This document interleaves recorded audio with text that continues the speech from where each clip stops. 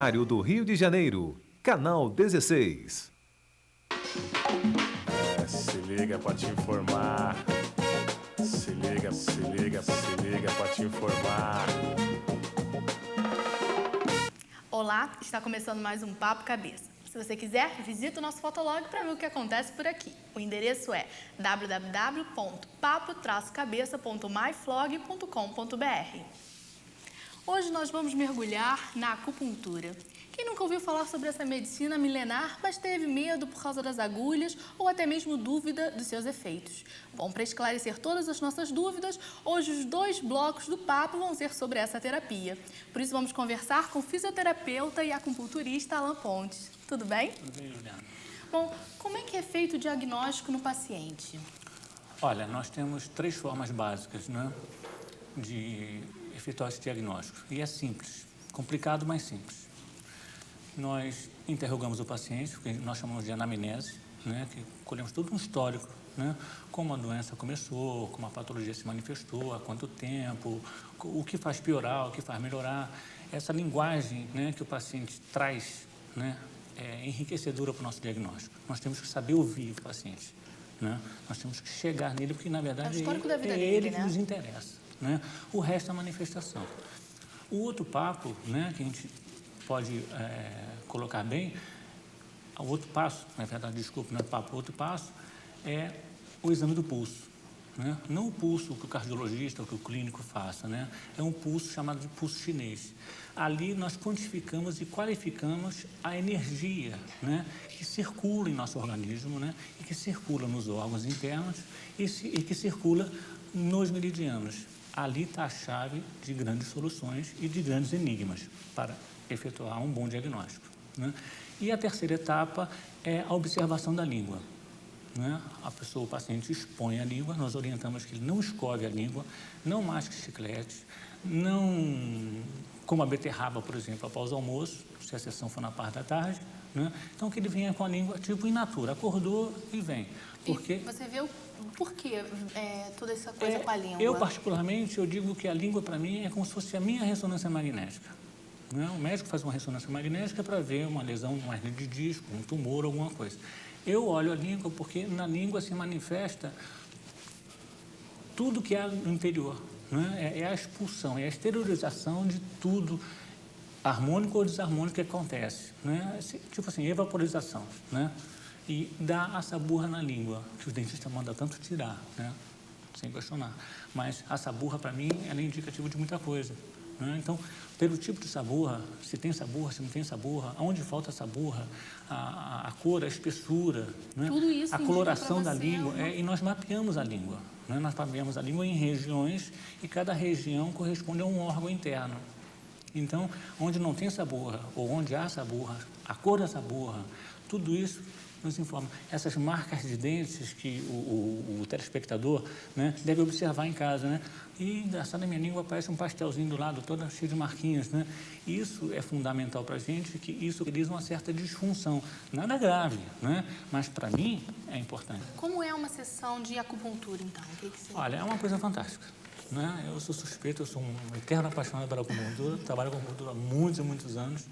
E uma sessão, por exemplo, o paciente chega com uma queixa X, vamos supor, uma enxaqueca, por exemplo, né? Então, primeiro, eu até tento explicar isso para o paciente, como age, que eu preciso da participação do paciente. Eu dou uma aula de acupuntura para ele, assim, em 30 segundos ele entende o meu objetivo, né? E vai me acompanhar nessa trajetória, nessa cumplicidade, porque eu trato a pessoa e não a enxaqueca, né? Então, por exemplo, nós temos aqui um manequim que eu chamo muito carinhosamente de Zequinha, meu companheiro de muitos anos. Por exemplo, nós temos um ponto, né, muito importante, todo acupunturista conhece esse ponto, é o ponto IG4. Ele fica nessa região da mão, né? É um ponto que age diretamente em cefaleias, assim como otalgias, quer dizer, dor de dente, né? Então, é um ponto importante. Outro ponto importante para a enxaqueca, né, é um ponto calmante, né? Serve para tudo, todos os pacientes que eu atendo, seja qualquer patologia. Primeiro ponto, esse pontinho entre as sobrancelhas, né, chamado ponto Intang, excelente para acalmar a mente. Você, de repente, só com ele você deita e dorme. Por exemplo, Alan, uma pessoa com problema no fígado, quais seriam os pontos, como seria esse tratamento para essa pessoa em específica? Vamos partir do pressuposto de que, vamos falar de cirrose hepática, por exemplo. Eu tenho que me situar, porque todos os órgãos interagem entre si. Nenhuma patologia tem um órgão só envolvido. Pode ter ele como agente causal, mas afetou o sistema. Ok? Mas, por exemplo, pontos do fígado importantes, né? Porque o fígado é o que a gente chama de... Ele é o responsável pelo livre fluxo suave da energia. Então, é ele que faz com que a energia circule no corpo todo. Você imagina uma energia estagnada no fígado. Vai dar problema em todo o sistema. Em todo o sistema. Então, nós temos um ponto importante que fica aqui abaixo da última costela, né? Que é o ponto F13. Né? Nas mulheres, questões de mamas, nós temos o F14, que desbloqueia e faz circular o Ti, que é a energia nessa região. E fechando, nós temos o F3, que é o principal ponto para circular o Ti, né? Circular a energia. Estou falando Ti aqui é vício, né? Ti é energia, né? Então, nós temos o F14, o F13 e o F3. Então, teria que colocar a agulha nesses três Não. pontos? Não. Eu posso, se o problema for de uma circulação geral, eu posso pegar o F3. Se o ponto, por exemplo, é cólicas menstruais na mulher, muito comum, que a acupuntura acaba com isso, o ponto é F13. Né? Eu estou com as mamas também, por causa da minha TPM, né? Eu vou pegar esse, o F14, o F13 e também o F3. Quando vocês fazem... E claro que eu vou pegar os 2 pontos. E quando vocês fazem uma aplicação, vocês aplicam mais de uma agulha. Por quê? Porque... Aí depende eu de poderia outros até usar só problemas. uma. Eu poderia até usar só uma. Né? Eu poderia até usar só uma. Mas isso não é comum. O que foi boa a sua colocação, é o termo racional do número de uso de agulhas. Né? Quanto menor o número de agulhas, melhor o efeito.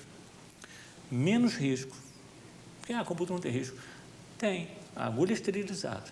Eu uso álcool 70, toda a segurança. Lavo minhas mãos toda hora. Né? Faço asepsia legal.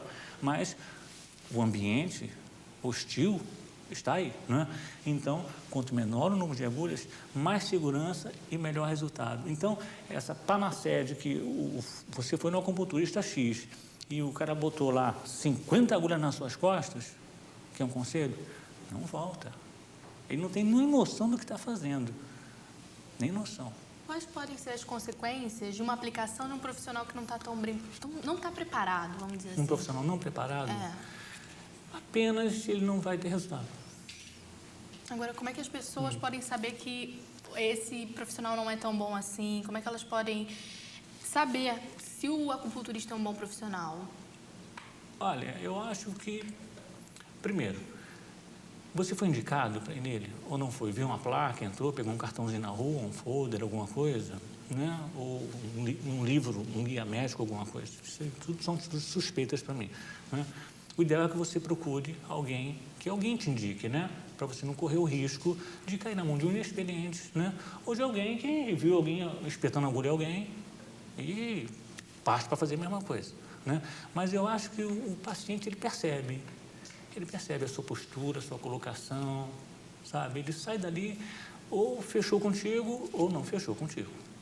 Alguma coisa, sabe? Porque quando se trata de acupuntura... Também ele não vai perceber tantos efeitos depois, né? Sim, esse é o outro lado. Inclusive, os esse é outro efeitos, lado. eles são imediatos? Na maioria das vezes, sim. Não é? Sem criar aquela panaceia de que a acupuntura é mágica. A acupuntura não é mágica, a acupuntura é ciência. Não é? Agora, tem casos que o efeito é na hora.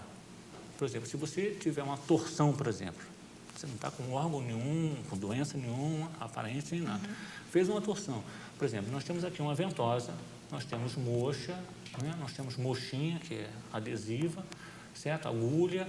Com isso aqui, se você tiver uma lombalgia, porque você torceu jogando bola, né? Eu tiro essa lombalgia na hora. É uma estagnação de energia. A energia não está fluindo.